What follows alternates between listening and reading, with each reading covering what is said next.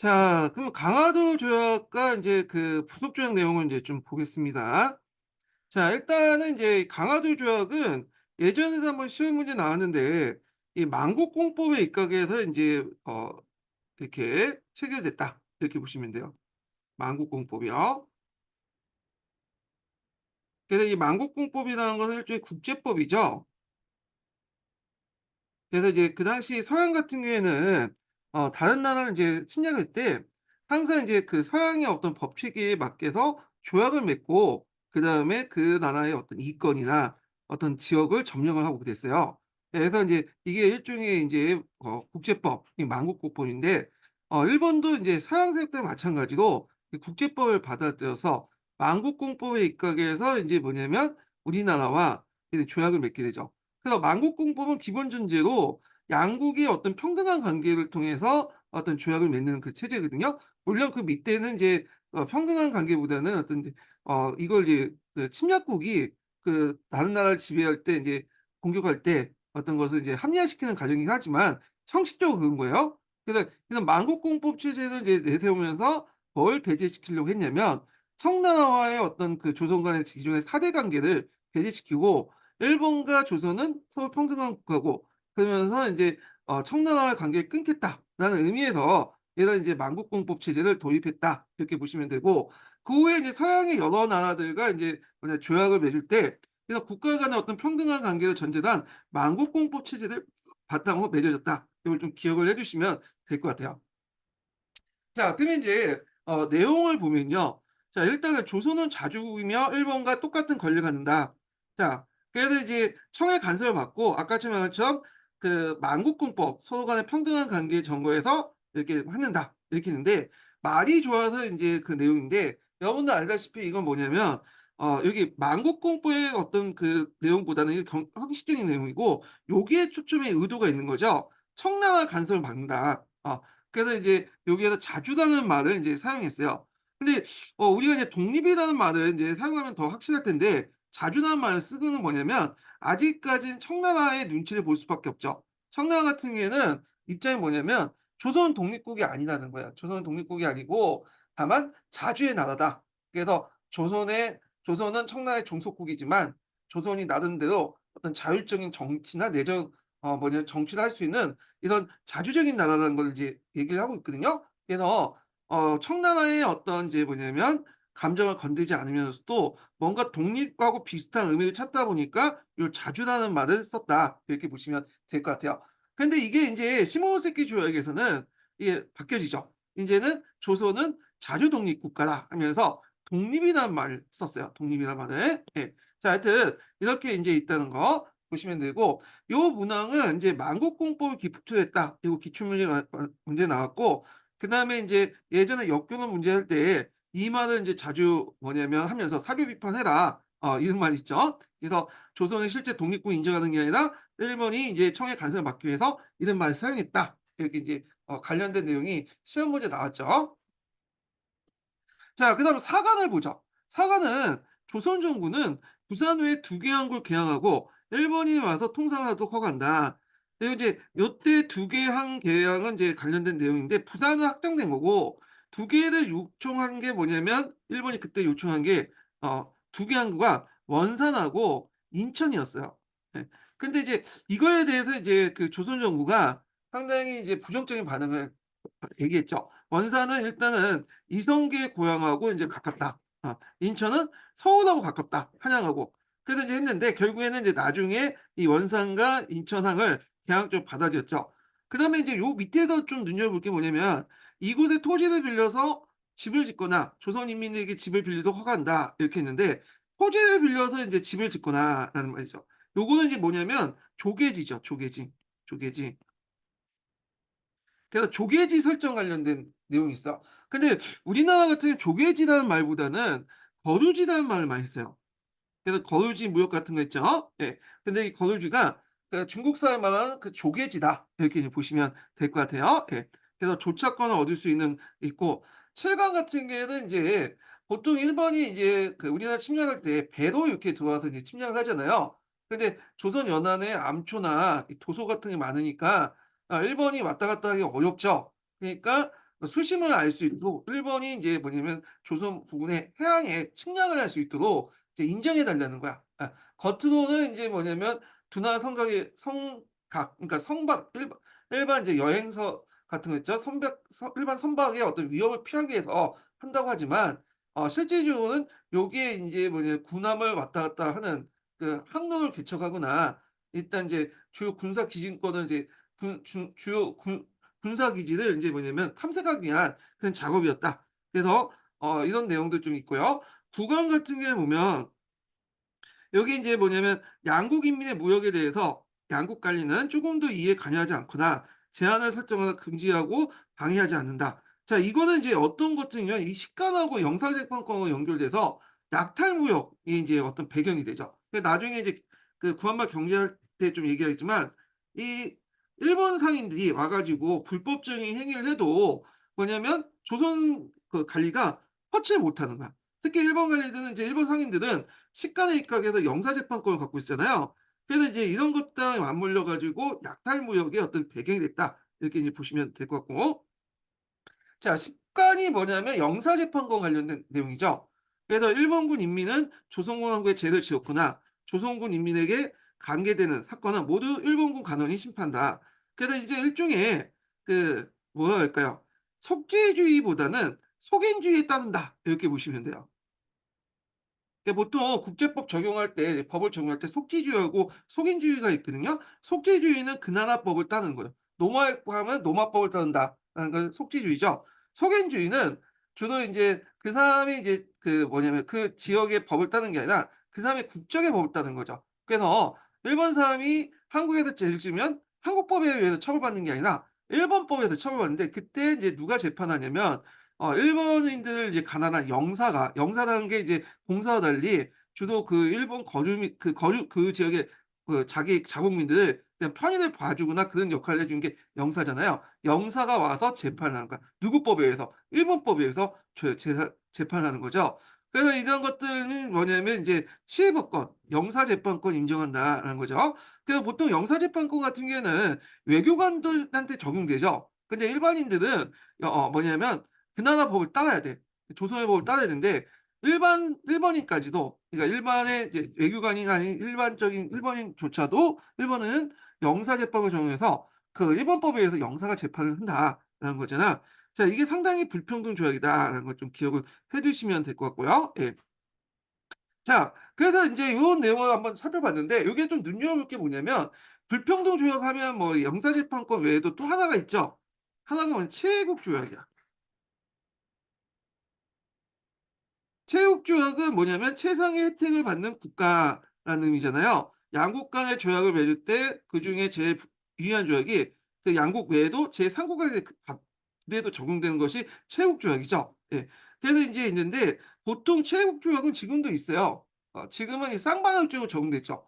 예, 근데 그때 당시에 왜 이 체육조약이 불평등하냐면 편무적, 한쪽은 적용되지 않는데 다른 한쪽이 적용됐기 게 문제점이야. 이게 인제 있는데 이 편무적 체국 조약이 인제 여기는 안 들어가 있다는 거야. 안 들어가, 이게 좀 약간 특이한 건데, 그래서 일본도 원래 이제 이 조약을 맺을 때 이 체국 조약을 집어넣으려고 했어요.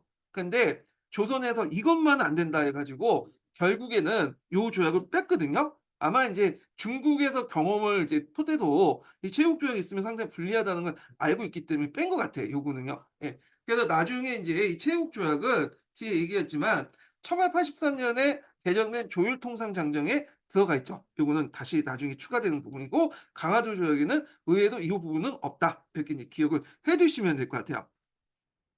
요 강화도 조약이 이제 부속 조약으로 두 개가 있죠. 하나가 이제 수호조교 부록이 있고, 그다음에 인제 조율통상 조약 또는 조율무역 규칙, 이렇게 인제 라고 하죠. 수호조교 부록은 그 앞에 강화도 조약의 정식 명칭이 이제 수호조약이거든요. 그래서 이 수호조약의 어떤 그 부속 조약이다, 이런 의미에서 인제 이렇게 갖다 붙인 건데, 여기 보면 개항적에서 일본 거주민과 거주 지역을 설정했죠. 이걸 이제 뭐라고 하냐면 간행이정이라고 해요, 간행이정. 음. 그래서 이 거주민들이 거주하는 지역을 조차지죠. 그래서 이제 부산, 인천, 그다음에 인제 그 원산, 네, 조차지를 중심으로 해 갖고 심리 쪽도만 이제 뭐냐면 나갈 수 있도록 한 거야, 여기 안에. 그 이상은 나가지 못하죠. 그렇기 때문에 이것을 이제 조선 상인들이 대신하죠. 이 커버를 해 주잖아. 그래서 이렇게 했던 것이 거류지 무역이라고 하는데, 이런 것들을 인제 나중에 얘기를 할게요. 그래서 조선 일본인들이 나갈 수 있는 이제 구역을 설정하는데 간행 이정이라고 한다. 활동 구역 정도의 의미라고 보시면 될 것 같고요. 예. 심리는 제가 이제 심리가 어느 정도의 크기냐면, 보통 인제 사리가 1 킬로예요, 사리가. 예.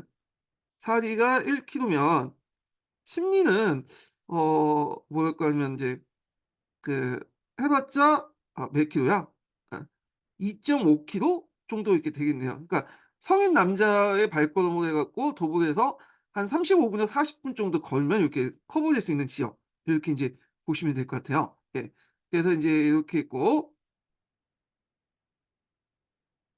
자 어 그다음에 1번 화폐의 유통 허용 같은 게 있는데, 그래서 이제 1번 화폐가 이제 유통할 수 있도록 허용을 해 줬다.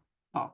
그래 갖고 경제적 혼란이나 그다음에 일본의 경제 침투를 용이하겠다. 자, 이때 1번 화폐라는 것은 엔화죠, 엔화, 엔화. 그래서 이제 이 엔화가 나중에 인제 뭐 제약 그 은행권으로 바뀌겠는데, 이건 나중에 좀 생각하고요. 근데 이제 일본 화폐 유통은 계양장 안에서만 이제 유통되는 한다, 이렇게 이제 보시면 될 것 같고, 자, 이 화폐 관련된 내용을 제가 따로 이제 정리를 해서 이렇게 이제 볼게요. 예. 자, 그다음에 인제 여기 보면 인제 일본 외교관들의 인제 자유로운 국내 여행, 이런 것들 인제 있다는 거, 이렇게 보시면 될 것 같고, 자, 그래서 이제 사관 관련된 내용이 간행 이전 관련된 심리로 인제 규정하는데, 요 심리는 점점 커져요. 이거는 나중에 좀 다시 정리를 해 보고요. 그다음에 인제 요게 7강 같은 경우에는 인제 보면 일본 화폐 관련된 내용이 있죠. 예, 사용 관련된 내용 이렇게 있고요. 그다음 조일 통상 조약 관련된 내용을 좀 보겠습니다. 자, 이게 명칭을 좀 약간 정리할 필요가 있는데, 보통 조일 통상 조약, 조일 무역 규칙이라고 하는데 둘 다 똑같은 명칭이에요. 근데 교과서에서는 조일 무역 규칙이라고 적어 놓고 후에 이제 개정된 것을 이제 조일 통상 조약이라고 얘기하더라고요. 1883 년에 이 개정됐거든요. 근데 이거는 이제 혼란을 피하기 위해서 적어 놓은 거고, 실제 조일 무역 규칙이나 조일 통상 조약은 동일한 거다, 이렇게 보시면 될 것 같아요. 예. 그래서 그냥 전 종일통상 조약으로 해 갖고 이렇게 본쳐서 이제 좀 얘기할게요. 통일해서 좀 얘기하겠습니다. 예. 자, 조일통상 조약 처음에 맺은 게 1876 년에 조일통상 조약인데, 요게 제일 인제 뭐냐면 불리한 게 뭐냐면 무관세를 실시했죠. 예. 이 무관세라는 건 뭐냐면 관세를 인제 부과하지 않는 거라잖아요. 예. 그래서 인제 이게 후에 이제 부산 두몬지 해관 사건, 수세 사건 원인이 되는데, 이건 나중에 좀 설명할게요. 그래서 이게 문제가 되고, 그 후에 이제 이게 상당히 불리한 조약을 알게 된 조선 정부가 이걸 간세 조약을 요구를 했어요. "이거 간세를 고치자." 근데 일본에서는 무슨 말이냐, 계속 간세 요구를 무시했죠. 그러다가 조미통상 조약을 영향으로 간세 조약을 넣게 되죠. 자, 이거 좀 이따 얘기하고, 그다음에 양곡 유출에 이제 어 무구제 관련된 내용이에요. 예. 요거. 그래서 이 양국 유출의 무규제 때문에 인제, 근데 이거는 풍년 시대도 그냥 양국이 일본 빠져나간 걸 막지 못하는 거죠. 이것도 인제 요구를 했지만 요구를 안 들어줬죠. 그다음에 일본 선박의 항세 명제, 그런 것들은 있다. 그래서 상당히 불평등한 내용이다. 그래서 이 일본 정부한테 그걸 이제 무관세를 간세를 고치고 양국 유출을 좀 제한을 두자라고 요구했는데, 일본이 안 들어주다가 이게 들어준 계기가 됐던 사건이 일어나요. 이게 뭐냐면 뒤에 얘기했지만 조미통상 조약의 영향이다, 이렇게 보시면 되는데, 조미통상 조약 같은 경우에는 이제 뭐냐면 그 안에 관세 내용이 있어요. 협정 관세이기 때문에 완전한 자주권, 관세 자주권은 아니었지만 나름대로 관세가 들어가 있고, 그다음에 이런 등등이 있기 때문에 거기에다 또 이제 뭐가 있냐면 체육 대우가 있어. 일본에게 주어지지 않은 체육 대우를 미국한테 줬어. 그러니까 이제 일본이 이제 제일 원했던 게 이 체육 대우거든요. 그러니까 인제 이 체육대를 어떻게든 받아들이려고 했어요. 그러니까 뭔가 딜이 필요한 거죠.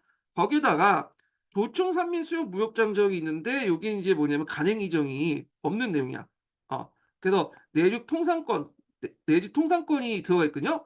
물론 완벽한 건 아니지만 헌법으로 이렇게 해석하고 내지 통상권을 얻은 내용이 있어요.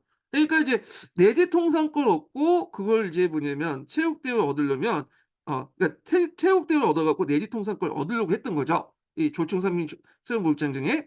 그래 가지고 인제 딜가에서 조선정부에 인제 해 갖고 조선정부가 원하는 관세와 그다음에 양국 유치의 규제 내용을 뭐냐면 받아들였어요. 그래서 개항장에서 자유 유 유 자 양국의 자유 유출 규제할 수 있는 내용을 뒀는데, 천재지변 같은 비상시에 사전에 한 달 전에 일본에 사전 통보를 하면 뭐냐면 그걸 규제할 수 있는데, 사전 통보 시기를 둘러싸고 나중에 방공령의 어떤 사건의 원인이 됐다. 그건 나중에 좀 얘기하고요. 그다음에 관세를 뒀죠. 네, 관세를. 관세를 받아들였어요. 그런데 주의할 건, 관세를 했다고 우리가 자유롭게 관세를 이제 뭐 정하는 게 아니라 일본 측과 협정을 해야 돼. 이 협정 관세라고 해요. 미국도 마찬가지예요. 협상 관세는 완전한 자주권이라고 볼 수는 없어요. 예. 근데 비관세 폐지를 명문화시켰다. 이게 일종의 내지 관세권 폐지라고 이렇게 적었는데, 이게 비관세가 뭐냐? 이게 이제 일종의 정근대 시대 때 쓰는 이금, 통행세와 관련된 거야, 통행세. 예. 그래서 이 통행세를 폐지시킨 걸 명문화시켰다는 거. 요때 비관세라는 거는 관세가 아니라는 의미가 아니라 관세에 준하는 그 중간세라고 보시면, 관세는 아니지만 관세에 준하는 어떤 그런 세금을 비관세라고 하죠. 그중에 이제 이금이 있었어요, 이금. 자, 이금을 이해하려면 이금을 둘러싸인 이제 조선하고 일본의 갈등 상황을 알려면 아까 치면은 부산 두문지 해관 사건을 이제 좀 볼 필요가 있어요. 이게 1878 년에 했던 건데, 이 사건이 어떤 사건이냐고 하면, 자, 그 당시에 인제 그 부산에 두문진이라는 곳이 있어요, 두문진. 요게 이제 우리나라 하자면 해관을 이제 설치해 가지고 그 당시 이제 그 아 해관에 설치한, 이거부터 설명할게요. 이 두문진에서 이제 일본 상인들이 와 가지고, 일본 상이 와서 물건을 이 조선한테 넘겨주는, 조선 상인한테 넘겨주는 역할을 했는데, 요게 이제 그 두문진에 조선 상인한테 넘겨줄 때 해관을 조선 정부가 설치했어. 일종의 해관. 그래서 이 해관을 설치해서 그 당시 조선 정부, 그러니까 일본 상인이 아니라 조선 상인들에게 일종의 이금을 걷고는 거야. 그러니까 이제 여기에는 이제 관세는 부과되지 않는 거죠. 일본 상품에 관세를 부과하는 게 아니라 일본 상품이 조선 상인에 넘겨주면 조선 상인이 이제 해관을 통과할 때 여기에다 통행세를 거는 거야, 이금. 그러니까 이제 일본 입장 올 때는 이게 불만인 거죠. 왜냐하면 일종의 이것도 관세에 준하는 비관세다 이렇게 판단을 한 건데, 조선에서는 그렇게 안 본 거야. 조선에는 예전에 그 일본하고 교류할 때 이렇게 우리가 이제 회관을 설치해 가지고 이금을 거뒀다, 조선 상인단에. 그 예전처럼 이제 뭐냐 교린 관계에서 그렇게 한 거다. 예전에도 그렇지 않냐. 근데 일본 입장으로 때 말도 안 된다. 이거는 그 메이지 유신 이전에 에도 막국 때 얘기고, 이미 군대 국가로 발전한 상황에서 간사 외에 이금을 걷는 건 도저히 있을 수 없는 거다 하면서 충돌이 나요. 그래서 이제 일본 군인들이 인제 두문포를 포위라고 한때 잠깐 점령을 하고 그랬거든요. 결국에는 인제 조선에서 그 뭐냐면 회관을 철회하고 이금을 안 걷는 방식으로 이렇게 결론을 냈는데, 조선이 이때 계기로 인제 느낀 게 뭐냐면, 이 예전 이 강화도 조약의 인제 그 내용은 서로 간의 평등한 근대적 조약이라는 걸 알게 된 거야. 예전처럼 일본 간의 어떤 그 에도마쿠처럼 교린 관계에서 했던 정근대 시대 때의 조약이 아니라, 이걸 일본과 이제 조선이 이제 근대 국가로서, 일본이 근대 국가로서 평등한 관계였다는 거. 그리고 예전에 이제 이금을 걷는 체제는 고린 시대 때 에도 막국 때는 통했지만, 정근대 관계에서는 통했지만 지금은 안 된다. 관세 외에는 다른 걸 세금을 걷지 못하는 알게 된 거죠. 그러면서 이제 조선 정부가 이금은 이제 통해서 이제 통행을 걷지 못하니까 관세를 다시 인제 뭐냐면 얻으려고 했던 거고, 일본에 요구를 했던 거죠. 일본도 인제 이 개정된 조율통상조약, 1883 년에 조율통상조약에서 조선의 요구를 받아들여서 관세 조약을 뒀고, 대신에 아까 이제 이금 같은 비관세를 폐지를 명문화시켰다, 이렇게 보시면 될 것 같아요. 예. 그러면 이렇게 이제 관세권하고 이제 뭐냐면 양국의 자유로운 유출 규제를 이제 줬잖아요. 그러면 대신에 일본은 뭘 얻었냐? 아까 전처럼 미국에서 얻었던 체육대우를 설정해 줬어. 예. 체육대우. 그래서 이게 조미통상 장벽이어서 체육대회를 설정했고, 이 조약을 바탕으로 해 갖고 조총 산미 수용 무역 장정에 있는 내지 통상권을 얻게 된 거죠. 예. 그래서 인제 일본이 이걸 계기로 해서 그 개정된 조율통상 조약을 계기로 해서 이제 본격적으로 인제 뭐냐면 내륙 진출하게 돼요. 그래서 인제 그때부터 거주지 무역이 폐지되죠. 요 부분은 경제사 부분 할 때 좀 얘기를 하겠습니다. 예. 그래서 요렇게 인제 좀 기억을 해 두시고 12 간은 인제 뭐냐면 관세 설정 관련된 내용이고, 그다음에 18간 같은 경우에는 이금 같은 비관세 폐지와 관련된 거죠. 예. 그런 것들. 그다음에 그 밑에 인제 뭐냐면 제도 폭렬 될 경우에는 또 뭐냐면 한 달 전에 인제 해 가지고 이렇게 통보하면 뭐 규제할 수 있다. 그런 내용도 있고요. 예. 그래서 이제 요런 내용들 이제 보시면 돼요. 그래서 조율통상조약, 조율무역규칙, 원래 조율무역규칙과 개정된 조율통상조약의 차이, 그 계기가 됐던 것이 조미통상조약하고 조총 산민수요 무역장정이었다는 거. 요거는 나중에 자세히 좀 얘기하겠습니다. 예. 자, 그다음에 요게 인제 있고, 조율통상조약이 한번 개정됐잖아요. 근데 그 앞에 있는 조율 수호주기 부역도 한번 개정을 했어 또. 이게 인제 그 1882년 때 개정된 건데, 이때 이제 뭐냐면 이모군란이 있었죠, 이모군란. 그 임오군란을 진압한 후에 제모프 조약을 인제 비슷한 시기에 인제 맺어진 건데, 이거는 앞에 언급했던 조일수 조교구역을 개정한 후속 법정이에요. 그래서 요건 앞에서 이제 간행 이정을 10 리로 해 놨잖아요. 근데 요거를 이제 50 리로 확대됐다. 거주지 그 설정 지역을 50 리로 확대됐다는 거. 요거 좀 기억을 해 두시면 될 것 같아요, 요거. 그래서 50리 확대되고, 그다음에 2년 뒤에 1884 년이죠. 2년 뒤에 100 리도 확대될 걸 이제 약속을 한 거야. 40 킬로까지 약속을 했거든요. 그래 갖고 인제 이렇게 했는데 의미가 없어졌어. 왜냐하면 이때 인제 이게 1882 년에 맺어졌고, 개정된 조율통상조약이 1883 년에 맺어진 거잖아요. 이게 1884 년에 백리 확대 약속을 했죠. 근데 이미 이제 개정된 통일 조율통상조약 때 체육대우가 설정되면서 조총 산미 수용 무역 정정의 이제 내리 통상권이 완전히 적용되죠. 그러니까 이 의미가 뭐야? 사문화된 거야.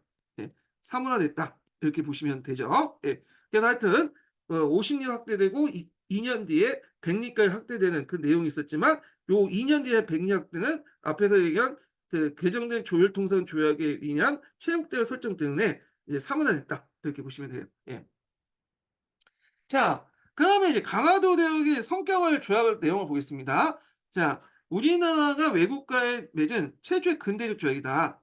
앞에서 얘기한 것처럼 만국 공법에 입각해서 이제 맺어진 거죠. 예. 형식적으로 이제 뭐냐면 평등한 관계를 얘기한 거죠.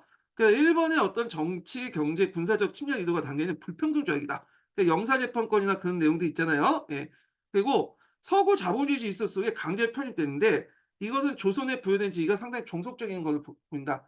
그래서 이거는 상당히 이제 우리도 불리한 게 뭐냐면, 일본도 그 당시에 서구 제국주의 핵심지대, 중심지대의 어떤 그 종속된 지역이죠. 예. 이 종속국, 그러니까 이게 중심 지역이죠. 중심 지역이 뭐냐면 그 당시 미국이나 영국이나 프랑스 등등등 서양 제국주의 국가 아니에요. 그런데 일본도 이 서양 제국주의 국가의 불평등 조약을 맺고, 이게 부속 지역, 종속 지역이었는데, 이 종속 지역 밑에 또 뭐냐면 한국이 들어간 거야. 그러니까 한국은 그 외국 같은 이제 서양 제국주의 국가와 함께 일본을 통해서 이렇게 이중으로 이렇게 종속된 그 지역이 조선이었다. 이렇게 보시면 될 것 같아요. 예.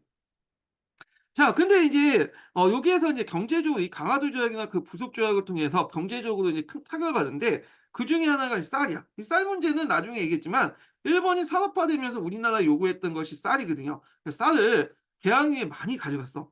근데 이것이 상당히 이제 뭐냐면 조선의 경제에 큰 파탄을 불러일으켰는데, 일단 일본의 쌀 유출로 공물가가 상승하죠. 근데 그 당시에 이 물가는 쌀을 기준으로 해 갖고 모든 물가가 연동됐기 때문에 전반적인 물가 상승을 일으키고요. 그리고 쌀이 이제 올라가면서 지주나 관리들이 토지 매입이 점점 더 많아지고, 이때 이제 농민들이 더 몰려가고, 이 농민들이 어디로 갔겠어요? 도시로 올라갔겠죠. 도시 빈민화돼. 그리고 이제 그 농촌이나 도시의 빈민들이 이모군란이나 동안농민이나 각종 밀란, 할빈당 활동의 원인을 제공했다. 이렇게 이제 보시면 될 것 같아요. 요 부분은 뒤에 경제사 할 때 좀 다시 얘기를 하고요. 예. 자, 그다음에 이제 넘어가 갖고 인제 조미수 통상 조약을 이제 좀 보겠습니다. 예. 자, 조미수 통상 조약은 인제 서양 국가 중에 우리나라가 최초로 수거했던 나라가 미국이죠, 미국. 그래서 이제 상당히 의미가 있는데, 이 미국은 우리나라에 일종의 판타지를 가지고 있었던 나라예요. 그래서 우리나라가 되게 뭐냐면 잘 사는 국가로 인제 인식을 했죠. 예. 그래서 이제 트럼프의 인식하고 비슷한 것 같아요. 우리나라가 인제 뭐 잘 사는 국가라고 하잖아요. 미국보다 그 GDP가 반밖에 안 되는데 하여튼 그래서 조선하고 수교를 맺으면 뭔가 대단한 것이 있을 거다. 조선의 어떤 시장도 크고 그러니까 거기에 물건을 팔아 보면 막대한 이득을 얻을 거라고 생각을 해 갖고 어떻게 하든 우리나라하고 수교를 맺으려고 했죠. 물론 인제 개방을 하고 인제 딱 들어가 보니까 영 아니라는 걸 알게 된 거야. 예. 자 하여튼 그렇게 됐고 배경을 보면 그 당시 이제 고종하고 김홍준, 어용준 일부 소장파 관료들이 세력 군영 정책 때문에 "미국이 필요하다." 일본이나 러시아 침략에 인제 견제하기 위해서 그렇게 했는데 요거는 인제 나중에 좀 얘기하겠지만 그 당시 인제 뭐 청나라들 인제 뭐냐면 그러니까 이런 것도 인제 있고 하여튼 나중에 그러니까 하여튼 일본이 러시아 견제하기 위해서 조공 체제하에서 중국에 비호를 하는 가운데 미국 등 우호적인 국가를 선택함으로써 한반도의 세력 을 유지하려고 했는데 특히 이 청나라가 적극적으로 이제 일본과 러시아를 끌어들이기 위해서 미국을 인제 우리나라를 끌어들이려고 했어. 그래서 미국을 통해 일본과 러시아의 진출을 막으려고 했거든요, 한반도 내에서. 특히 이제 미국은 어떤 인식을 갖고 있냐면 '일본하고 러시아는 땅을 먹으려고 한다.' 그렇게 생각했는데 미국 같은 경우에는 땅보다는 어떤 '경제적인 어떤 이익을 더 관심이 있다.' 이렇게 생각한 것 같아요. 그래서 청나라는 그 당시 미국을 끌어다가 한반도 내에 있는 일본과 러시아 진출을 좀 막고 견제하려고 했다. 이렇게 이제 보시면 될 것 같고. 자 그다음에 인제 또 우리나라 국내에서도 해국도지나 한춘역의 조선 침략 등등으로 해서 이런 영향을 받아서 미국과의 어떤 수교 필요성이 대두했고 또 앞에서 얘기했지만 미국 정부의 적극적인 어떤 수교 노력 그리고 청나라 알선과 권유, 일본 견제죠. 그래서 이제 청나라는 이제 그 당시 집권자가 이용장이었거든요.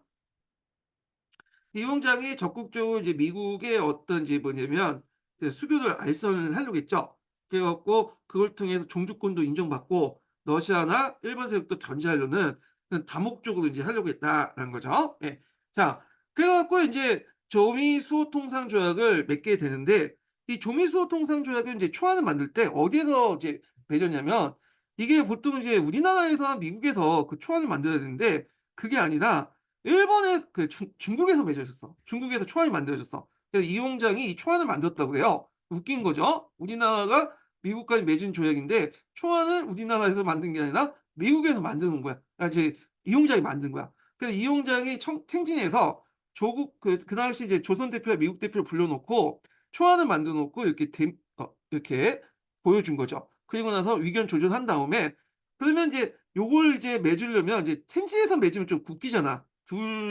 국가가 아닌데 제3국에서 맺는 것도 형식상 그렇고 그래서 건너서 바다 건너서 제물포에 가 갖고 조약을 맺었다고요. 예. 그래서 제물포에서 조미수호 통상 조약을 맺고 그때 이 미국의 성조기를 거니까 성조기에 걸맞는 어떤 국기가 있어야 되겠죠. 우리나라는 그때 당시에 국기가 없었으니까 그때 재빠르게 만든 게 태극기였다라는 설이 있어요. 하나의 설인데 그래서 이제 조미수호 통상 조약 때 태극기가 먼저 사용했다.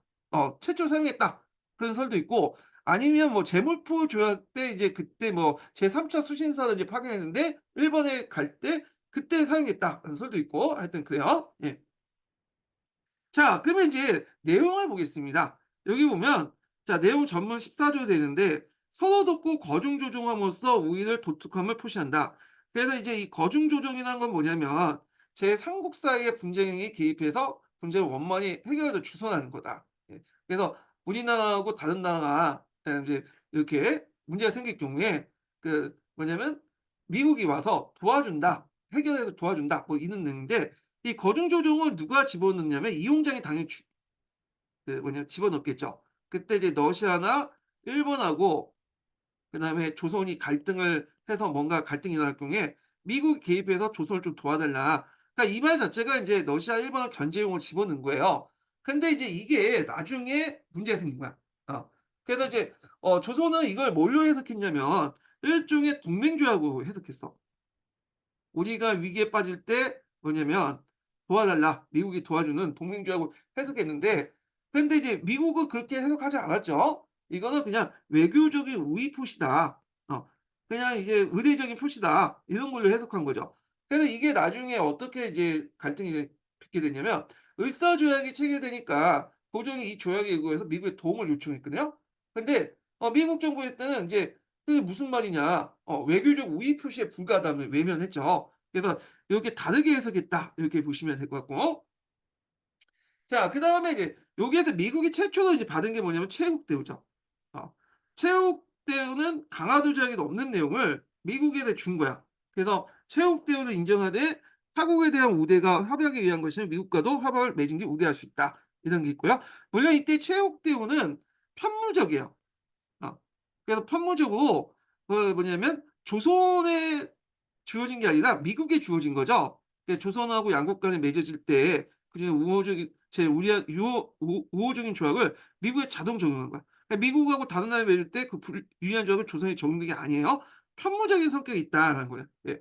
그다음에 이제 3조 보면 미국인에 관계된 조선인의 범죄에 조선 간원 법률에 의해 처단, 미국 측의 조선 범죄인의 국립 은닉이나 비호를 금단한다. 이거는 이제 치해법권, 형사재판권을 갖는다는 거. 이것도 이제 뭐냐면 조미수 통상조약도 기본적으로 불평등 조약이라는 걸 볼 수가 있고요. 자, 그다음에 조차기 설정 관련된 내용이 있어요. 조미 양국 국민은 상대국에서 상업 활동 및 토지 구입, 임차의 자유를 보장할 뿐만 아니라 조차는 조지죠. 조지는 조선 영토의 일부다. 아편을 언급한다. 아편 무역 금지는 이거는 미국이 예전부터 요구했던 거거든요. 그래서 이제 이거는 뭐 그렇게 문제는 없는데 조지는 이제 조차지는 조선 영토의 일부다. 요건 뭐냐면 보통 조차지 같은 경우에는 일단 영토상으로는 국제법상으로는 자국 영토예요.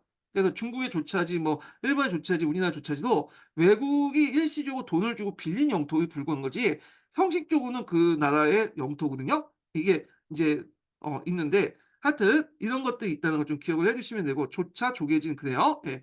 자, 그래서 인제 이런 내용도 있고 수입 상품의 수입세율은 생필품의 10분의 1 그다음에 사치품의 이제 사 삼 10분의 3이 있다. 그래서 나름대로 관세 자주권 인정했죠. 자주권은 이제 근데 그렇다고 해서 완전하게 100% 자주권을 인정한 건 아니에요. 이게 이제 딱 정해져 있잖아. 원래 관세율은 그 수입국이 이제 인위적으로 결정을 해야 되는 부분인데 이걸 딱 정했잖아. 협정 관세죠. 근데 이게 쌍방울 쪽으로 이제 협정 관세했으면 되는데 이건 우리나라 수입품에 관련된 거고 미국에서 이제 조선의 수입품은 미국이 알아서 인제 결정해 버린 거야. 이것도 일종의 편무점이죠. 그렇기 때문에 문제인 거죠. 한쪽이 일방적으로 이게 결정된 거고. 그래서 이렇게 관세 자주권을 인정했지만 100%는 아닌 협정 관세 형태였다. 한쪽이 명문화시켜 갖고 뭐냐면 그 세율을 정했다라는 거죠. 예. 양쪽의 그런 협정을 통해서. 그렇지만 미국에서는 조선의 수입품을 할 때 미국이 마음대로 정했다. 그러니까 우리가 인제 상당히 이제 불평등한 측면이다 이렇게 보시면 되고 자, 홍련을 한 해 미국 수출을 금지한다. 영사는 간언니하고 상업에 종사할 수 없으며 판사가 공정하지 않을 때 미국 공사의 협의의 그 비준을 처리할 수 있다. 뭐 이런 게 있고 예, 영사와 공사의 차이점 아시죠? 영사는 인제 보통 외교권을 관련된 것이 아니라 그 해당국의 이제 뭐냐면 주로 자국민들을 관리하는 거야. 그래서 자국민들의 이제 여건 같은 것들이나 생활 편의 같은 것들을 봐주는 거죠. 그래서 우리가 이제 여건을 잃어버리면 그 공사한테 대사한테 가지 않고 영사한테 영사관을 가잖아요. 그러면 영사관의 업무가 그 역할을 하는 거고 그래서 그 해외 지역의 자국민들 편의를 봐주기 위해서 했던 게 영사고 공사는 뭐냐면 보통 이제 대사하고 비슷한 개념이야. 제국주의 시대 때 이제 좀 격이 높은 그 국가는 공사를 파견하고 그다음에 격이 좀 낮은 그 지역은 대사를 파견했거든요. 예. 지금이야 공사 대사 이제 구분 없이 대사라고 하긴 하지만 그때 당시엔 그랬어요. 그래서 이 공사는 주로 인제 외국의 이제 그러니까 외교권과 관련된 그거죠. 한 나라를 대표하고 주로 외교적인 허가는 그 국가 간의 어떤 외교적인 사무를 담당할 때 국가 간의 사물 그러니까 영사가 좀 업무가 달라요. 그래서 공사관하고 영사관 다르죠. 대사관은 주로 외국과 인제 그 주재국하고 인제 관련된 외교적 업무를 다룰 때 하는 거고 영사는 그 밑에 있는 인제 그 지역에 살고 있는 그 자국민들의 어떤 관리나 편리를 하기 위해서 영사를 둔 거고요. 이걸 왜 제가 이렇게 구분하냐면 요번에 기출문에 나왔어요. 이 영사와 공사 구별 문제가. 예. 그래서 영사 업무와 공사, 대사의 업무는 다른 거다. 이렇게 좀 기억을 해 두시고 요번에 이제 중국 근현대사 관련된 문제 때 요번에 나왔던 거죠. 영사관을 물어봤죠, 영사관을. 자, 그리고 요거는 이제 마찬가지로 만국공법에 의해 통한다. 그래서 서로 미국하고 조선이 뭐냐면 평등한 국가는 전제로 해 가지고 이렇게 이제 국제법, 서양법이죠. 서양법에 따라서 인제 외교적 관계를 맺는다. 이렇게 이제 보시면 될 것 같고요. 예. 자, 성격을 보면 자, 간세 정권과 고유의 간세, 거주지에서 조선 영토 인접, 그러니까 조선의 법제 기관이 완비되는데도 철폐한다는 아래, 그러니까 이거는 뭐냐면 앞에서 영사 재판권이 일시적인 거고 나중에 어느 정도 사법 제도나 이런 것들이 이제 없어지면 이걸 철폐한다는 내용이에요. 그래서 이제 이런 걸 전제하에 치리법권 잠정적 인정은 이런 것들은 일본의 강화도 조약이나 구에 맺어진 조약을 비해서 상대적으로 평등한 관계에서 맺어지고 나름대로 불평등한 요소를 배제했다. 그렇지만 상대적인 의미뿐이고 불평등한 요소는 계속 남아 있었죠. 그렇지만 다른 국가에 비해서 상당히 상대적으로 평등한 관계에서 맺어졌다는 데 의미가 있는 거예요. 예. 그래서 다른 조약에 비해서 불평등이 어느 정도 배제된 주권 독립 국가의 최초의 쌍무제 성격이다. 다만 여기에서 이제 체육대우라든지 그다음에 비록 이제 뭐냐면 나중에 철폐될 걸 약속을 해서 이제 영사재판을 좁히긴 했지만 영세재판권에 들어가 있죠. 그리고 이때 맺어졌던 게 뭐냐면 이때 청나라가 이거를 주선했잖아요. 청나라가 요걸 이제 주선했던 이유가 뭐냐면 두 가지 목적이 있어요. 앞에서 얘기한 것처럼 러시아하고 일본을 견제하려는 거죠. 예, 미국을 이용해서. 그다음에 또 하나가 뭐냐면 청나라의 어떤 사대 관계를 국제적으로 인정받으려고 했어, 미국부터. 예. 그래서 이제 이때 청나라가 인제 미국하고 이제 뭐냐면 조선하고 이렇게 관계를 주선할 때 요구했던 게 뭐냐? 이때 인제 뭐냐면 속방조간을 이제 요구했어요. 속방조간. 속방조간은 뭐냐면 조약에 그 조선이 청나라 속국이라는 걸 명시하는 거야. 어. 그래서 이제 근데 이 미국은 "말도 안 되는 거다. 만민공법을 내세워서 무슨 개 같은 소리냐." 하면서 되게 반대했고 결국에는 인제 뭐냐면 더 타협을 해 갖고 속방조회로 대치했다. 속방조회가 뭐냐면 그 속국에는 그러니까 속국이 아니라 조약에는 이제 속국이라고 명시는 하지 않지만 구두로 이제 뭐냐면 맺을 때 미국 대사하고 청나라 미국 대사가 그걸 인정해 준 거죠, 구두로. 아, 조선이 그 청나라 속방이라는 걸 인정해 준 거야. 그러니까 구두로 인정해 준 거야. 이거는 인제 명문화시킨 게 아니라. 그래서 이제 조선이 미국과 외교적 일을 할 때마다 그 또 조선의 청해 속국이라는 점을 밝혔다. 이렇게 인제 있죠. 다시 얘기할게요. 제가 잘못했어요.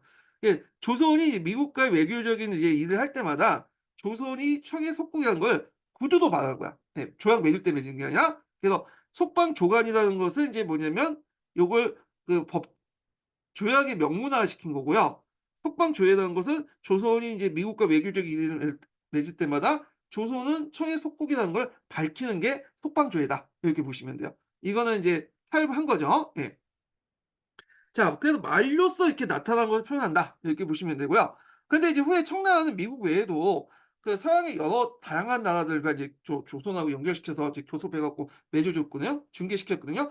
그때마다 이제 여러 나라들은 그냥 속방조간을 이제 뭐냐면 명시해 달라는 청의 요청을 그대로 받아들였어요. 근데 미국만은 이거 받아들이지 않죠. 그래서 속방조간 대신에 속방교회라는 것을 통해서 구두로만 그다음에 조선이 미국의 외교적 업무를 볼 때 이제 밝혔던 조선이 이런 식으로 밝혔던 내용만 인정해 줬다. 이렇게 보시면 될 것 같아요. 예. 자, 그래서 인제 요렇게 있고 그래서 그 결과 이때 이제 미국 그 초대 공사로서 파 어 미국은 이제 초대 공사로서 이제 푸즈를 파견했고요. 조선 정부는 그 답례로서 보빙사를 파견했고 다시 박정영을 또 공사로 파견했죠. 이 공사는 오늘날 대사예요. 예. 그 당시에는 이제 공사가 좀 위고 대사가 좀 한 단계 아래거든요. 예. 근데 비슷한 개념이다 보시면 돼요. 지금은 그냥 대사라고 하죠. 예.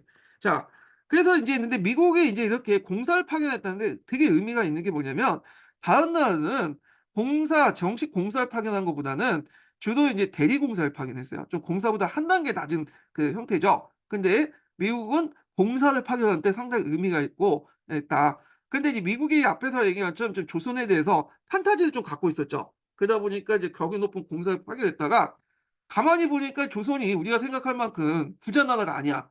어. 그리고 뭔가 팔아먹을 수 없어. 뭔가 자기 미국 제품 가서 팔아먹을 수 없다고 생각하니까 뭐냐면 공사에서 다시 한 단계 낮은 대리 공사로 다시 낮춰서 파견했어요, 나중에. 여기는 안 나와 있지만. 자, 보빙사 관련된 내용은 나중에 좀 얘기하고요. 그다음에 인제 또 내용이 뭐냐면 조총산 및 수용 무역 장정이죠. 요것도 상당히 중요해요. 이거는 경제사 관련된 내용 할 때 중요한 건데 하여튼 요거 좀 얘기해 보겠습니다. 자 여기에서 장정이라고 이제 붙인 건 뭐냐면 요거는 이제 만국공법이 적용되지 않죠. 일종의 사대 관계에 따라서 청나라가 은혜 차원에서 조선을 하고 뭐냐면 조약을 맺었다. 그래서 이제 그 협약을 맺었다 해서 장정을 붙은 거야. 그래서 조약은 평등한 국가끼리 맺어진 건데 요때 만든 장정이라는 의미는 예 청나라가 조선하고 뭐냐면 협약을 맺은 것을 인제 말한 거다. 삼국이 하국하고 맺을 때 장정의 의미를 쓰고 물론 두 번째 의미에 또 장정이 있어요. 또는 일반적인 조약의 의미로서 그냥 장정을 쓸 수 있고 요때 장정은 뭐냐면 청나라가 삼국 입장에서 하국인 그 종속국인 청나라 조선하고 맺었기 때문에 장정이라고 했다. 조약이 아니라. 예. 그래서 평등한 입장이 아니라 상당히 사대 관계에 입각한 불평등한 입장에서 이제 맺어진 거다. 이렇게 보시면 될 것 같아요. 자 전문 내용을 보면 이렇게 되는데 자, 이 삼민수용 물장정은 중국이 속방을 우대한 뜻에서 상정한 곳이고 각국과 더불어 일체 균점하지 않는다. 그래서 일체 균점하는 예의를 한다. 그래서 일체 균점이 적용되지 않는다는 거야. 이건 뭐냐면 이거는 체육 대우가 적용되지 않는다는 거야. 그래서 국제법상 다른 나라 동일한 혜택, 체육 대우가 적용되지 않는데 이거 아마 일본이 이걸 이용해 갖고 인제 뭔가 악용할 걸 생각하고 이 조약을 낸 것 같아요. 예. 그래서 하여튼 이렇게 있지만 이거는 그냥 전문 내용이고 그 실질적으로 적용됐죠. 예. 그래서 우리가 이제 조약 내용을 이제 볼 때 조약을 원리 원칙대로 그냥 받아들이시면 안 되고 이게 실제로 어떻게 적용되고 그 조약이 그 적용하는 것이 어떤 결과를 불러일으켰나 이것도 같이 생각해야 돼. 그러니까 원문 내용만 보시는 게 아니라 원문 내용이 어떻게 해석되고 어떻게 적용되는가도 같이 보셔야 된다. 그래서 여기에 보면 체육 대우의 적용을 금지시켰지만 실제로 체육 대우가 적용됐죠. 이 조약 내용이. 예. 자 그래서 이제 이렇게 보면 어 2조 내용부터 볼게요. 여기 이제 "조선에서 청해 상무위원으로서 치외법권을 인정한다." 이렇게 있고 그다음에 인제 상무위원이라는 것은 서울에 파견된 인제 그 그러니까 서울에 파견된 청나라의 어떤 대사관? 대사 정도의 역할을 했다고 보시면 돼요. 예. 그래서 이제 그 청나라 상무위원은 북양 대신하고 그러니까 청년 상무위원회 이게 그 관련된 내용이고 그래서 이제 상무의 치외법권을 인정한다는 것은 이제 청나라의 이제 뭐 조선의 법이 이제 예 그 적용되지 않는다. 그래서 청나라 사람들도 그 상무위원들이 이제 뭐냐면 일종의 영사재판권을 내 갖고 청나라 상인들이 법을 어겨도 뭐냐면 "우리나라에서 법이 아니라 상무위원이 이제 영사재판권에 의해서 처벌받는다." 이런 내용이야. 그러니까 영사재판권 관련된 내용이라고 보시면 될 것 같아요. 자 그다음에 제4 조가 제일 중요한 내용이야. 여기에서 핵심적인 내용은 4 조인데 자 여기 보면 자 베이징과 한성의 양화진에서 개장, 무역을 허락하되 양국 상민들이 내지 침판, 내지까지 내려가면 그걸 금하고 다만 내지 채판이 필요할 경우에 지방을 허가를 받아야 된다. 그러니까 상무위원과 지방관이 받는데 호조 여행권을 받을 경우에 포화를 구매할 수 있다. 이렇게 있거든요. 자, 양화진은 오늘날 마포에 있죠. 마포에 가면 이제 양화진에 있는데 이 양화진이 예전부터 이제 외국 상인들이 되게 많았던 곳이에요. 그래서 예전부터 여기가 강길하고 바닷길이 인제 이렇게 갈려지는 길인데 그래서 바닷길 같은 경우에는 인제 그 수심이 길잖아요 바다는. 그래서 수심을 깃기 때문에 좀 배가 큰 배가 왔다 갔다 할 수 있는 길인데 근데 이 강으로 들어가면 수심이 점점 낮아지거든요. 근데 그러다고 또 수심이 낮아지다가 이제 그 뭐냐면 갑자기 좁아지는 곳이 있어요 이렇게 있다가. 그래서 여기는 이제 또 바닷배가 이제 들어가서 양화진까지 인제 있다가 강길로 이제 바깥에 가면서 여기 수심이 약하니까 배를 바꿔 타야 돼. 여기가 이제 양화진이야. 이 양화진이 인제 그 당시 그 외국 상인들이 상당히 많이 있었던 곳인데 여기까지만 무역을 허용한 거야. 그러니까 지금 양화진은 마포에 속하고 이제 사대문 서울에는 서울 지역이잖아요. 근데 여기는 서울 외곽 지역에 있어요 양화진은. 그래서 실제로 양화진만 가고 서울까지 뭐냐면 들어가는 걸 금한다라는 뜻이죠. 그러니까 내지 통상권을 금한다는 내용이야. 근데 앞에도 얘기했지만 어 항상 그 원칙이 있으면 예의가 있는 거고 실제 적용하는 것도 봐야 된다고 했죠. 그래서 예를 들어서 다만 내지 침판이 필요할 경우에는 뭐냐면 지방간의 허가서를 받는데 그 당시에는 이제 뭐냐면 청라 간섭기였죠. 그러니까 실제로 허가서를 그냥 도장만 찍어 주고 그 별다를 건 검사 없이 허가서를 도장만 찍어 주고 이제 보낸다고 보시면 돼요. 그러니까 허가서는 그냥 형식적인 거고 실제로 내지 통상권을 인정받았다고 보시면 돼요. 그래서 이걸 이제 허가서를 받으면 내지 통상권인데 실제로는 거의 대부분 내지 통상권을 받았다. 허가서는 도장만 찍고 이제 내지 통상권을 하면 내지 통상권까지 얻게 되고, 그러면서 서울이라든지 더 이상 이제 뭐냐면 청나라 상인들이 왔다 갔다 하게 되죠. 근데 여기에서 좀 더 눈여겨볼 게 뭐냐면 토화를 구매할 수 있다라고 했죠. 그래서 판매가 아니라 구매할 수 있다라고 했잖아요. 예. 그래서 판매권을 준 게 아니에요. 구매권을 준 거죠. 사 드릴 수 있는 거예요. 그렇지만 판매할 수 있다는 내용도 규정하지 않았죠. 여기 명시하지 않았잖아. 근데 이제 청나라 상인들이 내 집까지 갔어. 근데 거기에 뭐 물건만 구매하고 가겠어요? 당연히 자기 물건도 갖다 팔겠죠. 근데 실질적으로 이게 판매를 할 수 있다는 의미로 해석해야 돼. 구매할 수 있다지만 판매를 금한다는 내용이 명시가 되어 있지 않기 때문에 실제 뭐냐면 내지 통상권을 얻게 되고 물건을 사고 팔 수 있다는 거죠. 이 판매권을 명시화시킨 게 뭐냐면 조용통상조약이에요. 여기에서는 이제 명시가 되지 않지만 암묵적으로 인정해 주는 거고, 조용통상조약은 판매권을 인정해 주는 거죠. 내지 통상권과 함께 거기 가서 물건을 판매할 수 있다. 이렇게 보시면 되겠죠. 그래서 일본이 그런 그 조용통상조약의 그 어떤 판매권과 그다음에 이제 상미수용 무역정 중에 이제 내지 통상권을 얻기 위해서 뭐냐면 이게 아까 이제 물론 조율통상조약을 개정해 줬다. 이렇게 보시면 될 것 같아요. 그 내용을 보면 앞에서 말하는 이제 상무위원회 치해법권, 그러니까 영사재판권 인정해주고, 한성과 양아진의 상점, 창고, 여관개설권, 내지통상권 이런 것들이 있는데, 내지통상권 원칙적으로 금하지만 우리가 항상 그 뭐냐면 원칙에는 예외가 있다고 했죠. 예외가 일반 그 원칙이 된 거잖아요. 그러니까 그 당시 이 예외가 훨씬 더 적용됐으니까 내지통상권 얻게 됐다고 보시면 되고, 그래서 이제 청국상인대 경제활동상이 우위를 확보했다. 그래서 내지 통상권을 허용했고, 그리고 또 체육대회에 따라서 외국 상인들이 일방적으로 적용되기 시작했다. 그래서 특히 일본이 이걸 요구하면서 뭐냐면 체육대회에서 그걸 받게 된 거죠. 그리고 불평등 조약이 확립된 결정적인 역할을 했다. 그래서 이제 이때 이제 조선 상인들이 타격을, 왜냐면 내지 통상권을 이게 얻게 되면서 거주지 모욕을 통해서 이덕을 얻었던 조선 상인들이 타격을 입게 되잖아요. 그래서 반천 감정이 징계됐다. 그래서 이제 이때 한국중앙총사회에서 상권수호 운동을 펼쳤다. 이 상권수호 운동은 나중에 좀 얘기할게요. 그래서 산미수용 무역장전 결과 그 당시 이제 외국 상인들이 내지 통상권을 얻게 되고, 그 다음에 일본 상인들이 내지 통상권을 얻게 되면서 청나라 상인들 경쟁 관계를 이제 뭐냐면 갖추 경쟁 관계에 임하게 된 거죠. 예. 그리고 우리나라의 중개지 무역이 이제 그 뭐 중개 무역이 타격을 입혔다. 거주지 무역이 이런 것들을 정리를 해서 이제 보시면 될 것 같아요. 예. 자, 그 밑에 인제 이거 말고도 인제 뭐냐면 각국의 이제 조약 관련된 내용이 있어요. 예. 그래서 이제 요 내용들을 좀 정리를 좀 해 봤는데, 일단은 이제 여기 뭐 미국부터 영국, 독일, 이탈리아, 러시아, 프랑스 등등 이렇게 해서 인제 서로 외교 관계를 맺었거든요. 이때 이제 러시아를 제외하고는 이건 독자적으로 맺어진 거고요. 이런 나라들, 이런 나라들은 인제 뭐냐면 누구의 중재로 이제 맺어졌냐면 앞에 청나라의 중재로 맺어졌죠. 청나라가 이걸 했던 것은 4대 관계를 국제적으로 인정받으려고 했고, 그다음에 두 번째가 인제 뭐냐면 러시아와 일본을 견제하려고 했죠. 그러니까 러시아 같은 경우에는 이제 청나라에 중재를 요청했지만 러시아가 거절했죠. 그러니까 청나라가 거절했죠. 러시아가 그다음에 조선하고 인제 그 외교 관계를 맺고자 청나라에게 중재를 요청했지만 거절했고, 러시아는 멜렌도르프 활동을 통해서 독자적으로 이제 맺었다. 이렇게 이제 보시면 될 것 같아요. 이 러시아를 제외하고는 청나라가 이 중재를 해 줬다는 거. 자, 그래서 인제 이때 청나라는 이제 요구된 4대 관계의 외교를 인제 뭐냐면 공식적으로 인정받기 위해서 앞에서 말하는 속방조관을 요청을 했는데, 이 속방조관 같은 경우에는 이제 뭐냐면 미국은 인정하지 않았죠.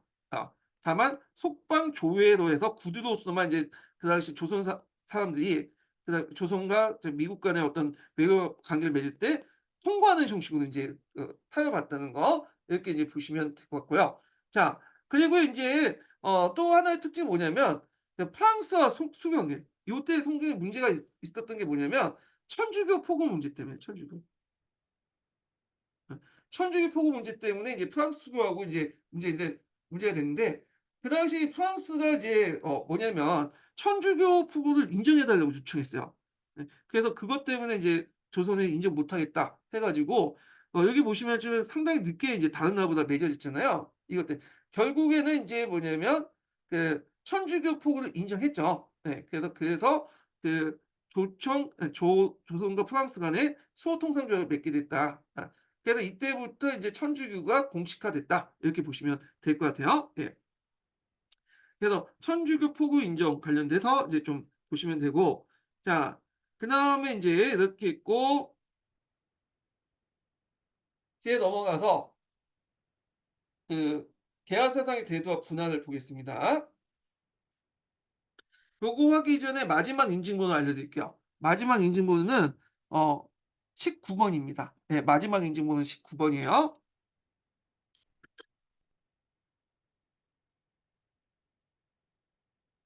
자 여기에서 이제 개화파 관련된 내용이 있는데, 개화파 형성과 흐름을 한번 정리 좀 해 볼게요. 자 일단은 개화파의 원류를 보자면 18 세기 후반까지 거슬러 가죠. 국학사상. 그래서 이제 박지용, 홍대용, 박제가, 이덕무가 뭐 통상 개화론을 주장했잖아요, 통상을. 아니 통상을 주장했죠. 그것이 이제 1860 년대 통상 개화론의 대두가 됐는데, 이때 주요 인물이 이제 누구냐면 오경석, 유흥기, 박규수. 보통 개화 3비조라고 할 만큼 이제 유명한 사람이죠. 그러니까 이때부터 이제 본격적으로 개화 정책이 인제 직접 어 형 그 이 사람들에 의해서 개화 정책에 직접 영향을 줬다 이렇게 보시면 돼요, 이 사람이. 그래서 인제 요 사람의 인물의 이제 성격을 보면요. 먼저 이제 볼 게 이제 오경석이라는 사람이 있죠. 이 오경석이 먼저 출발했다고 보면 돼요, 이 사람이. 근데 이 사람은 중국 역한 출신이에요. 그래서 중국에 왔다 갔다 하면서 이 유리창이라는 큰 도서 도서 판매점에 가 갖고 개화 서적을 이제 입수해 갖고 배웠죠. 그리고 인제 회곡도진이나 영왕제왕 같은 거를 우리나라에 직접 소개를 해 줬어요. 예. 그래서 있고, 그다음에 인제 그 내용을 유흥기, 자기 친구 유흥기 있죠? 그래서 이 유흥기가 이제 유대치라고 하고 불렸던 사람인데, 이 사람은 의관이야. 예. 의관으로서 친구의 오경서부터 영향을 받았어요. 그래서 이제 예전에 이 유흥기가 뭐가 나왔냐면 회곡도지와 관련돼서 문제가 나왔어. 그 오경석이 해국도지를 가지고 와서 자기 친구 유영규에게 보여주는 그런 내용이 있었는데, 이게 이제 예전에 시험에 나왔던 거고요. 근데 이 오경석, 유흥기는 신분적으로 보면 이거 통역관 출신이고 얘는 의관이란 말이에요. 중인이죠. 그래서 애들이 양반하고 직접 접촉하기는 힘들어요, 그 당시 신분제 사이이기 때문에. 근데 이제 이 오경석은 유흥기하고 또 인제 뭐냐 양반 친구가 한 명 있었는데, 이 사람이 박규수야. 박지원의 손자죠. 그래서 이제 박규수는 오경서, 유흥기가 친해 가지고 이 사람들의 영향을 받았어요. 그래서 인제 이런 여러 책들을 또 보고, 그 당시 인제 그걸 개화사상을 널리 알리고자 그 당시 박규수 사랑방에 양반 자제들을 인제 뭐냐면 불러서 가르쳤죠. 그래서 그 김옥균이나 뭐 그 박용호나 등등등 이런 사람들이 와 가지고 이제 배웠어. 그리고 어느 정도 래퍼가 형성된 후에 그 당시 유흥기와 오경석을 이제 불려서 양반 자제들에게 소개를 해 줬죠. 그래서 이제 이걸 해서 이제 개화파가 형성돼요.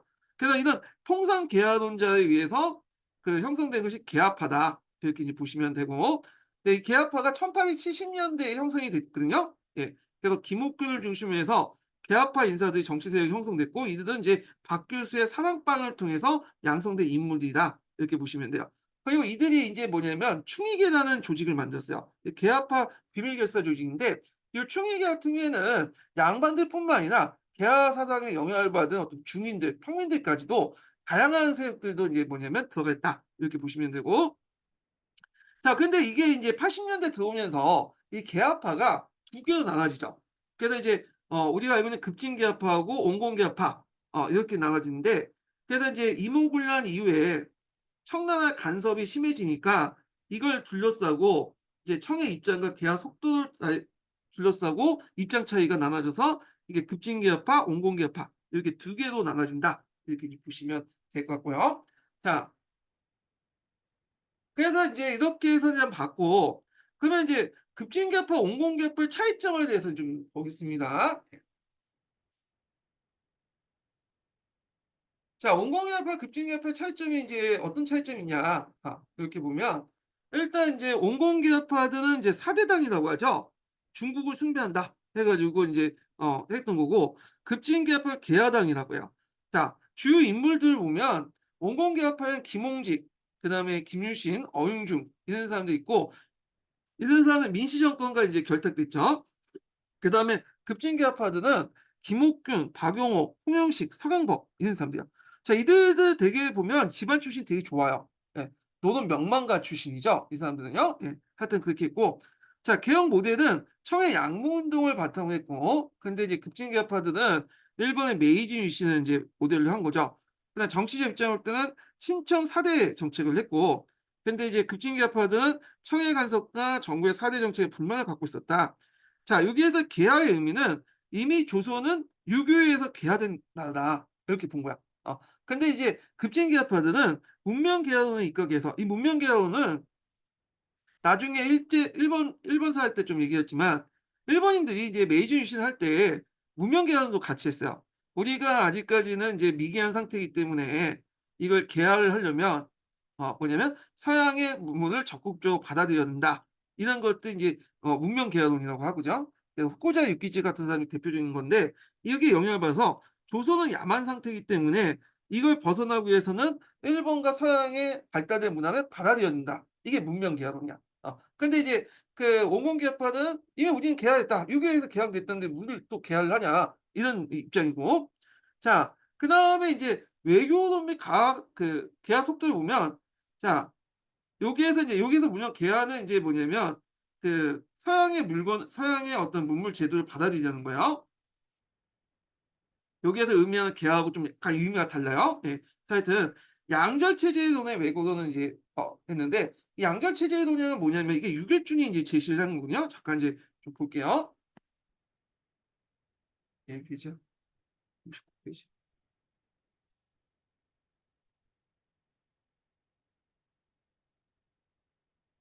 자 이 유교준이 인제 양절체제론을 제시했는데 요게 인제 있는 거야. 자 여기에서 인제 이 유교준의 양절체제는 뭐냐면 보통 중국하고 인제 서양 일본 간의 관계에서 볼 때 중국하고 우리나라의 관계는 무슨 나라 관계죠? 4대 외교죠. 4대 외교. 그러니까 서양하고 일본 간의 관계는 뭐야? 만국공법에 의해서 평등한 관계죠. 그래서 이제 조선은 이런 4대 외교와 중국과의 종속간의 4대 외교와 그다음 만국공법에서 뭐냐면 서양과 일본 간의 어떤 그 관계 이걸 동시에 가지고 있는 그것을 양제체제론에서 그다음에 육일준이 이걸 개념화시켰어요. 예 육일준이 이거 그와 관련된 내용인데 그래서 이제 온건개혁파들은 이렇게 4대 외교하고 만국공법에 의한 어떤 평등한 외교 관계를 동시에 인정했다라는 거죠. 그리고 이제 계약을 너무 빨리 하면 외국 세력들이 들어와서 이걸 위해서 우리나라를 먹을 수 있다. 그래서 신중한 계약 정책을 이제 했고 이제 신중한 계약 정책을 했고요. 그다음에 이제 조청 이에 반해서 이제 박용호 같은 경우는 이제 뭐냐 급진계파들은 청해 족속에서 벗어난 조선의 독립을 강조해 자주가 아니라 자주의 나라가 아니라 조선이 독립을 내야 된다. 그 당시에는 인제 조선이나 청나라 입장을 볼 때는 조선은 독립국이 아니에요. 예. 청의 종속국이었고 다만 자주의 나라였죠. 예 독립을 강조했고 그다음 오히려 신중한 개화 정책은 외세의 간섭이 심화됐다. 그래서 일본처럼 빨리 개화를 해서 결국에는 문물을 받아들여서 부강을 한 다음에 뭐는 제국주의 국가로 인원을 편입돼야 된다. 뭐 이런 식의 논리를 했는데 결국에는 이런 성급한 생각 때문에 개화의 실패와 연결됐죠. 이들이 이제 나중에 갑신정변을 일으켰지만 실패했잖아요.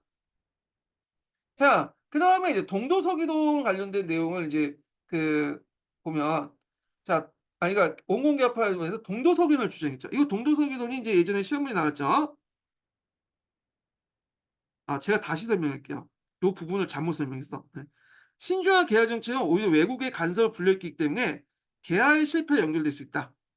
오히려 이것 때문에 뭐냐면 실패할 수 있기 때문에 외국이 간섭하기 전에 빨리 추진해 가지고 개화를 성공하고 일본처럼 개화를 성공하고 근대 국가를 만들어야 된다. 뭐 이런 논리예요. 예. 다시 수정해서 인제 들어 주시고.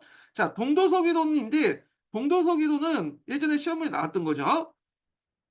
동양의 정신과 서양의 기술을 동시에 받아야 된다. 그러니까 이제 동양의 어떤 유교 경제 제도를 유지하면서 서양의 기술만 이제 받아들이자 그런 내용인데 요게 이제 비슷한 개념이 인제 뭐냐면 그 중체 서형이라는 개념 있잖아요.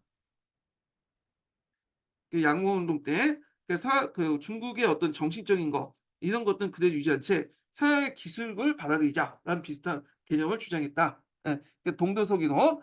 그래서 이제 정치 제도와 사회 제도에 대해서 개혁에 대해서 되게 소극적이고 그리고 대신에 인제 뭐냐면 기술이나 이런 것들은 받아들이려고 했다. 예. 그래서 예전에 한번 동도서기동 관련돼서 한번 시험 문제 나왔으니까 좀 파악을 해 두시면 될 것 같아요. 그러면 이제 온건개혁파 관련된 내용을 이제 보죠. 자, 온건개혁파들은 별칭의 사대당, 수구당, 봉도 서기파 이렇게 인제 보고 있는데 자 여기에서 인제 내세웠던 것이 온건개혁파들이 내세웠던 것이 동도서기잖아요. 이 동도서기를 이제 알 수 있는 대표 상소 내용이 그 밑에 있어요. 자 한번 보면 군신 부자 부부 궁우 장유 오륜의 윤리는 하늘로부터 얻어진 성에 부여된 것이고 천지에 통하고 만국에 불변된 이치로서 있는 것을 도라고 한다. 그리고 배나 수레 무기 농기구는 백성을 편하게 하고 나라의 이익이 되는 것으로 모두 바깥에 드러나는 기다와 기이지 도가 아니다.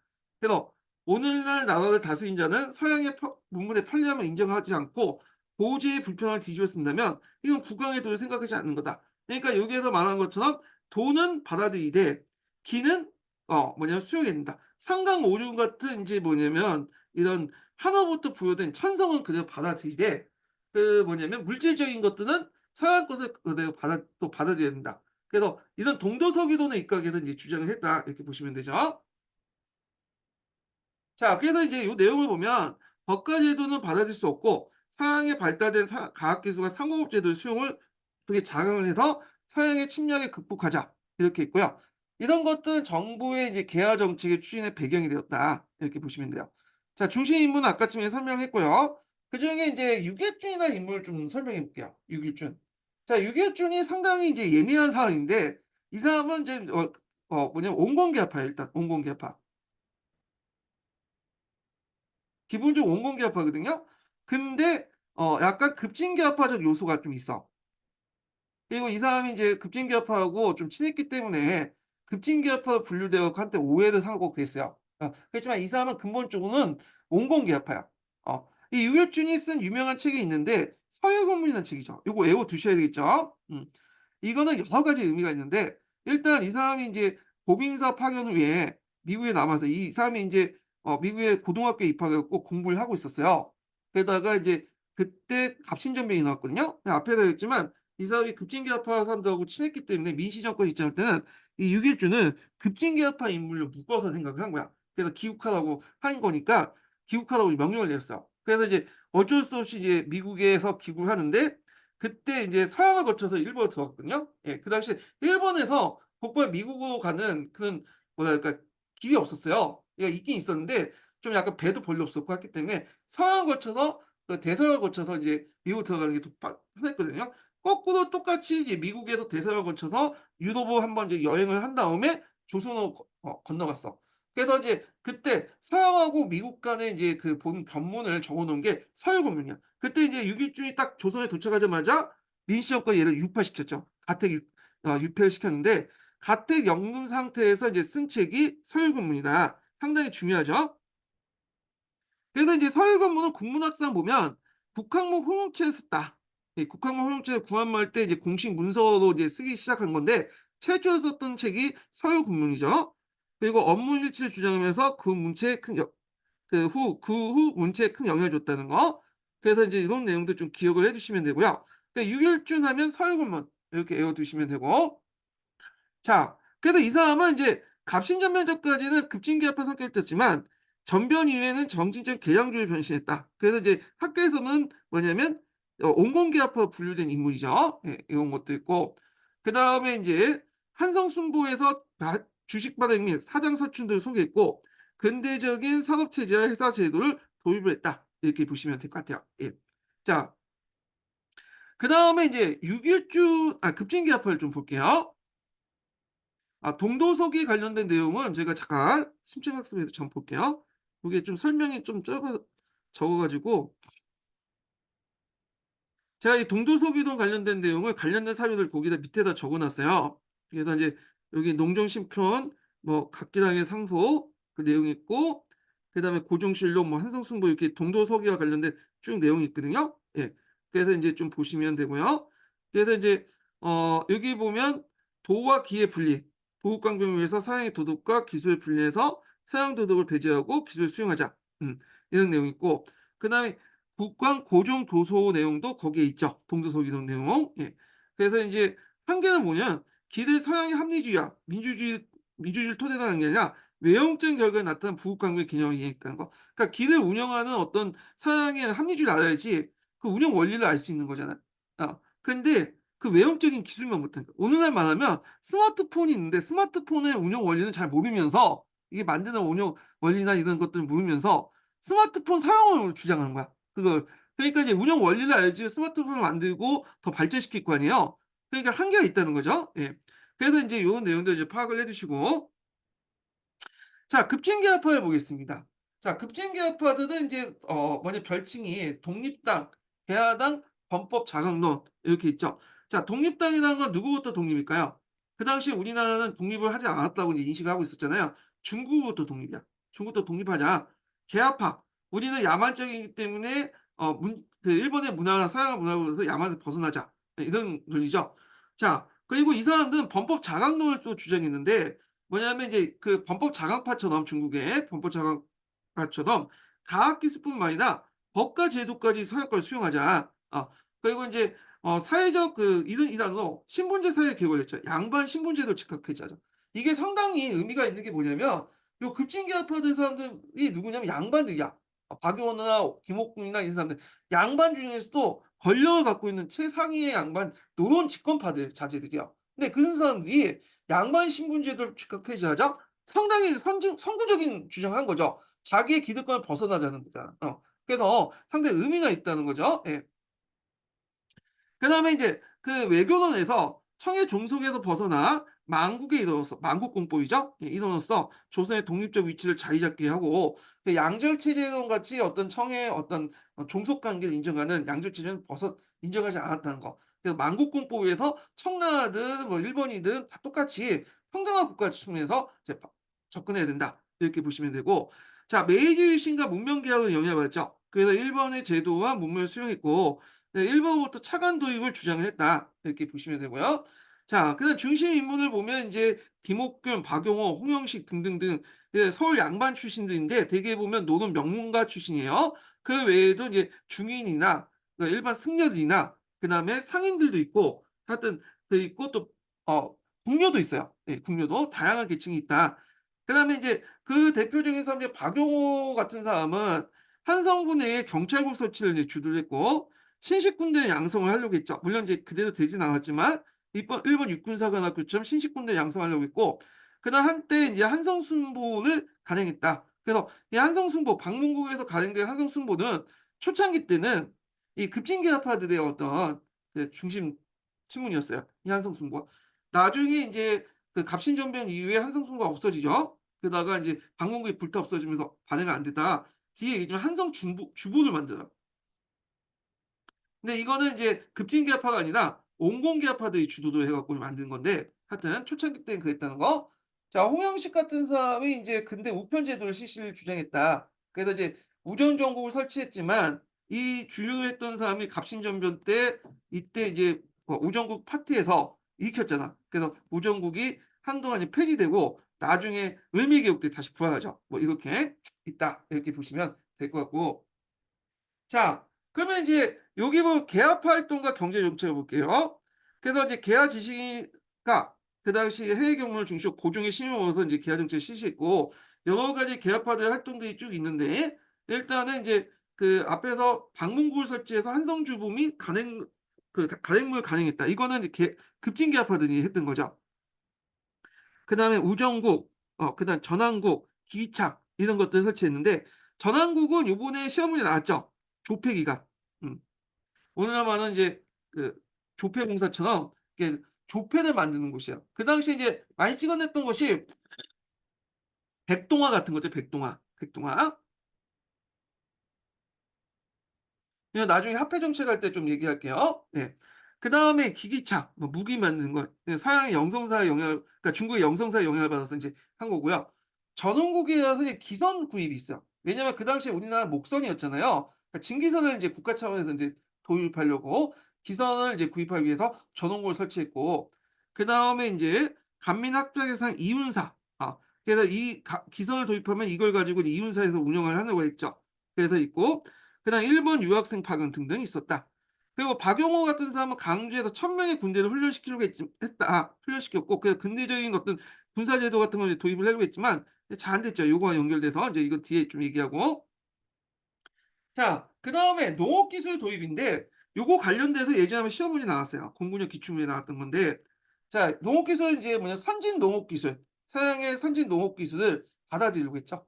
특히 이제 법인사의 영향을 받았다고 보시면 돼요. 이거는 미국에서 이제 보니까 미국의 농업기술이나 이런 것들이 되게 발달돼 있었거든요. 그래서 그걸 이제 적극적으로 받아들여서 수출도 하고 그다음에 농업 생산을 향상도 도모하려고 했죠. 그래서 이제 1884년에 최경석이 농무 목축 시험장을 설치해요. 그리고 2 년제 농무학당을 설립하고, 그다음에 농종 시편화는 이제 뭐냐면 농종 참여 같은 이제 뭐냐면 농선을 이제 발간하죠. 그래서 요거 예전에 한번 시험 문제 나왔으니까 좀 기억을 해 두시면 될 것 같아요. 요거 공군력 기출문제 나왔어요. 보빙사와 연결돼 있다. 이렇게 보시면 돼요. 자, 그래서 인제 요 내용도 이제 보시면 되고, 그다음에 인제 뒤에 넘어가서 여기는 이제 빠져 있지만 개화파에 영향을 줬던 책들을 한번 좀 정리를 좀 마지막에 해 볼게요. 예. 자, 여기 여러 책들이 있는데 여기 보면 이제 이거는 이제 중국사하고 또 관련돼 있어요. 그중에 이제 예전에 시험 문제에 나왔던 것이 중국사지만 회곡도지라는 게 있어요. 회곡도지. 예. 위원이 쓴 거야. 예. 그래서 위원이 회곡도지는 이제 쓰는데, 이 회곡도지라는 말 자체가 인제 회곡이라는 것은 서양의 여러 제국들을 의미하는 거죠. 서양의 제국들의 어떤 문물이나 제도를 이 그림과 함께 소개시킨 책인데, 이게 이제 중국뿐만 아니라 우리나라, 일본에도 큰 영향을 줬다고 그래요.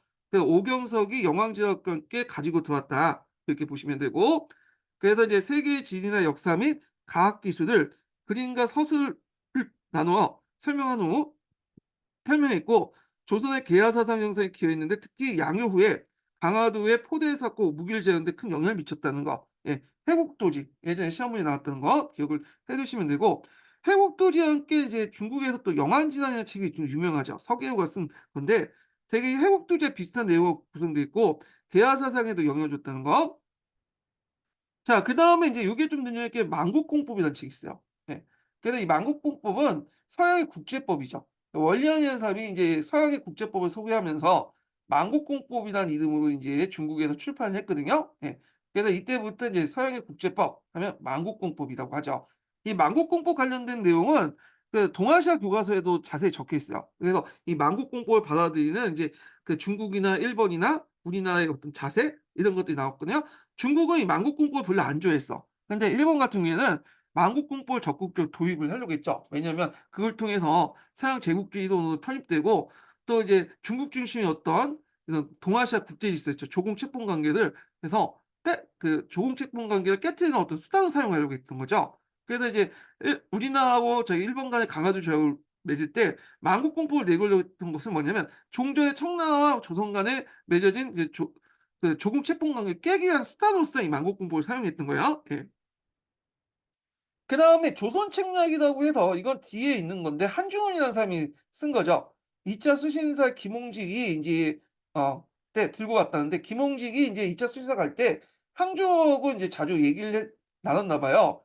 그래 가지고 그때 김홍직 돌아가려고 하니까 한중원이 이제 김홍직하고 항저우의 필담 내용을 정리해 가지고 책으로 만들어 줬어. 이게 조선 책략이야. 그래서 이 조선 책략 뒤에 얘기했지만 요거 자체가 시험 문제에 한 두세 번 나왔죠. 예.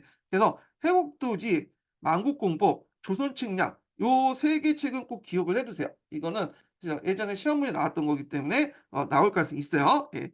그래서 인제 이렇게 해서 인제 한번 정리를 해 봤고, 자 본격적인 개화 정책 추진해서 인제 여러 가지 인제 뭐 수신사라든지 영성사라든지 그 내용들은 다음 시간에 진행을 하겠습니다. 오늘 강의 듣느라 수고하셨고요. 내일 뵙겠습니다.